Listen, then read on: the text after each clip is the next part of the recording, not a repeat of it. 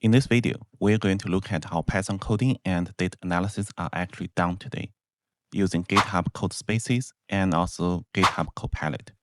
So this is a Codespace, which essentially is a cloud-based version of the Visual Studio Code. It runs entirely in the browser, which means you don't need to worry about your local installation, environment conflicts, or operating system difference. And right here, this is a Copilot. So right now, it has a new free tier.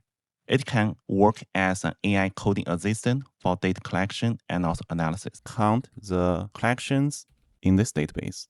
Okay, so now we have a Python code, so let's try it. All right, so here you can see we have the collections. So we have 6 collections, and we have the names of those collections. Today, we are going to show you that how we can set up a GitHub repository and code space. We'll talk about the different price plans and also how to configure credentials. And then we're going to use AI to help us collect data with Python, store them in MongoDB, and perform some simple analysis. To use the GitHub Codespaces, you don't have to have a paid account. For the free account, you already have 120 hours per month that you can run Codespaces for free with a browser.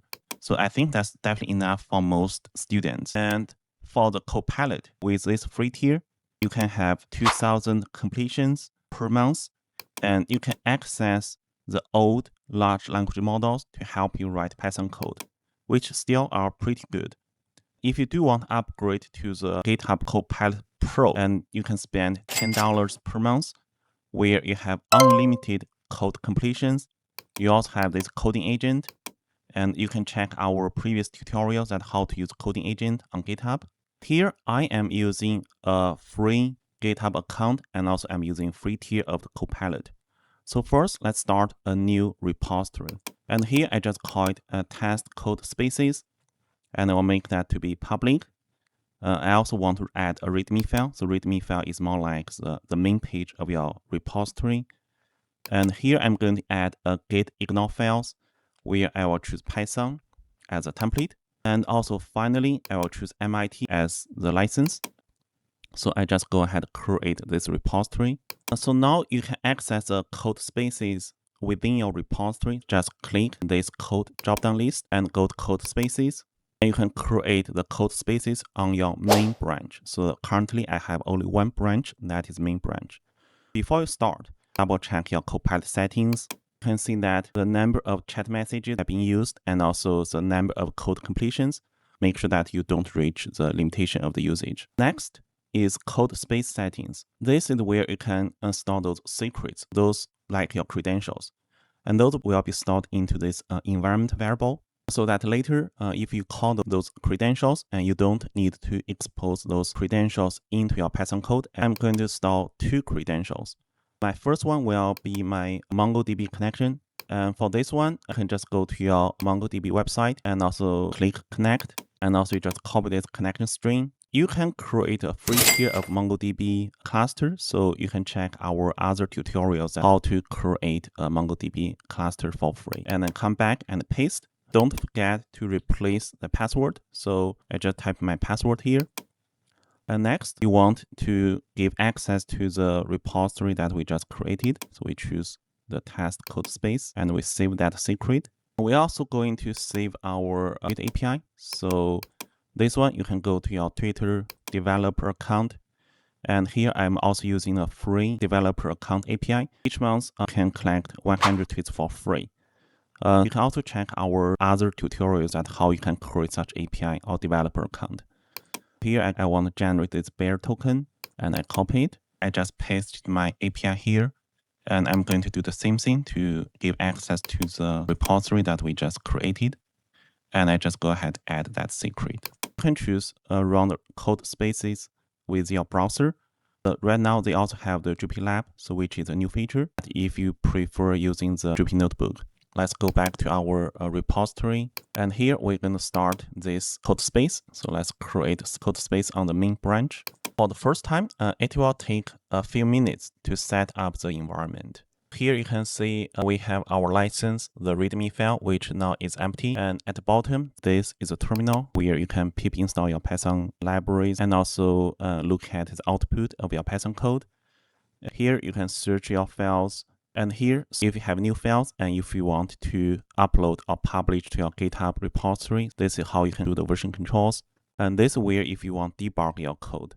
And here is where you can install different extensions in Codespace, just like you're using the VS Code locally. So for example, I'm going to install the MongoDB extension. So once that has been installed, and I will be able to view my database within this Codespace extension. All right, now that has been installed, so I'm going to just go ahead and provide my connection string, enter. You can see I'm able to view all the data that in my MongoDB within the Codespace. And this is the GitHub options. So for example, if you want to start a pull request, review other code, etc., you can do it here. All right, and on the right side, so as we demonstrated earlier, so this is where you can communicate with large language models. You can choose which model you want to use. Because we're using the free tier, so we have limited large language models. I will use the default one, so which is auto. And you can also have different mode. Agent mode is that you communicate with large language models, and the model will create the Python code and also execute the Python code for you. Ask mode is where if you questions you want to ask AI, for example, you want to understand a piece of code, and you can choose with ask mode.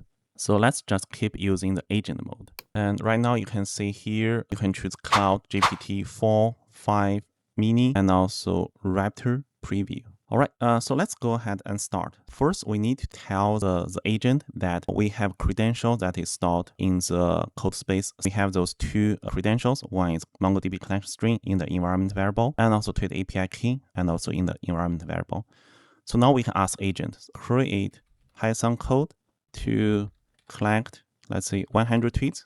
Because we are using a free Twitter API, so we can only collect 100 tweets per month into the MongoDB database with the keyword of generative AI and store the tweets into demo.tweet action. Okay, let's just send out this prompt. Because this is the first time we are using the Codespaces, we need to install a lot of extensions. We just install that when asked us to install. So let's install the Python extension. Let's also allow the notifications. You can see we have two new files that are being created. One is called requirements, and this one just listed all the Python library that we're going to use. So one is pymongo, one is requests. If you accept that change, you can just click keep. And if you don't accept that change, you can just click undo and also ask agent to rewrite those code. So I will keep that. And this is a Python file. So if you look at the code, we can see this one is to collect tweets matching generative AI and also store them into MongoDB demo database. Now let's just ask AI to run this code. And we can see that we need to check the environment variables. So verify that those variables exist. Let's just allow that. Now we're going to create a virtual environment so that we're going to execute those Python code. Click allow. We're going to install those Python libraries in the requirements text file. Now we're going to run this Python code. Let's allow it. And now you can see we inserted 100 new documents and it's done. We do have a demo database where we have the tweet collection. And here we have 100 tweets. And if you click one, and you will be able to see the tweets. So we have the tweet text ID and also some very basic metrics. We can also see that right now, because we just generated two new files, we can just synchronize our local repository to the GitHub repository. Let's try to ask AI to do that. Commit the change and push to the main branch. Okay, so it's complete. So you can see we have this requirement.txt files. We also have this script that is uploaded. And you can see here, we didn't expose our API keys because we load everything from the environment variable. If other people are going to use this code, they need to provide their own API keys. Our keys are still safe. So now we have the data. Say if we want to analyze the data, create a py file to construct a Twitter user network. So now we're going to have a new file called build user network. First, we need to pip install the network X. That makes sense. So I'm going to pip install it. We're going to test this script to create the network. So let's install it. We're able to build the structure of the network, but we also want to visualize the network.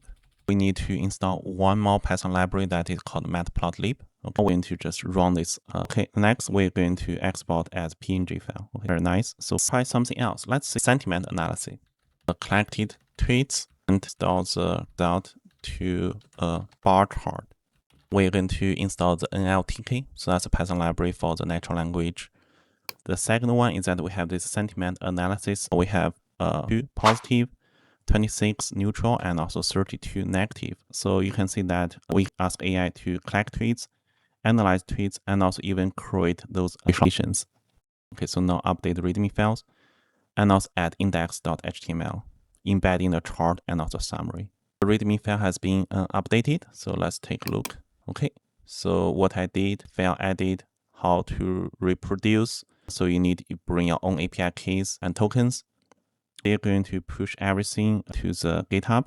All right, let's go back to the repository. You can see we have this updated README files. So what I did, so collected 100 tweets using Gent AI, and also built a user mention network, and also perform sentiment analysis with NLTK Python library, and also produced a text summary of the tweets, and also store that one into this txt file, tell that which Python file did which job, and also the results. Okay, and also tell how to produce. So here we can also convert our GitHub repository into a web page. So let's go to settings, and we're going to go to pages, and I'm going to use the main branch, and I'm going to save it.